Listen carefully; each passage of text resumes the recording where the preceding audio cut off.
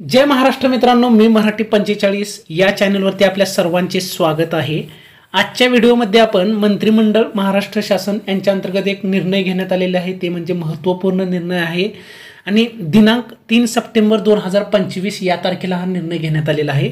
तर या निर्णयाचं एक वैशिष्ट्य असं आहे की संजय गांधी निराधार योजना त्यासोबतच श्रावणबाळ योजनेचा लाभ घेत असलेल्या दिव्यांग लाभार्थ्यांच्या अर्थसहाय्यात आता 1000 रुपयाची वाढ केलेली आहे आणि याची अंमलबजावणी सुद्धा आता ऑक्टोबर महिन्यापासून सुरू झालेली आहे।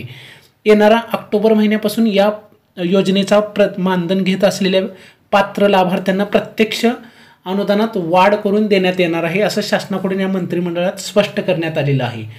तर तुम्ही बघू शकता या निर्णयामध्ये सविस्तर माहिती। राज्यातील संजय गांधी निराधार अनुदान योजनेअंतर्गत निराधार पुरुष, महिला, अनाथ मुले, दिव्यांगातील सर्व प्रवर्ग, निराधार, विधवा इत्यादींना दरमहा 1500 रुपये शासनाकडून अर्थसहाय्य दिलं जात होतं। तर आता संजय गांधी निराधार अनुदान योजनेत 4,50,700 आणि श्रावणबाळ योजनेत 24,003 दिव्यांग लाभार्थी आहेत। तर या लाभार्थ्यांना आता दरमहा 2500 रुपये अर्थसहाय्य देण्यात मान्यता देण्यात आलेली आहे। त्यासंबंधी GR सुद्धा यापूर्वी शासनाने काढलेला आहे।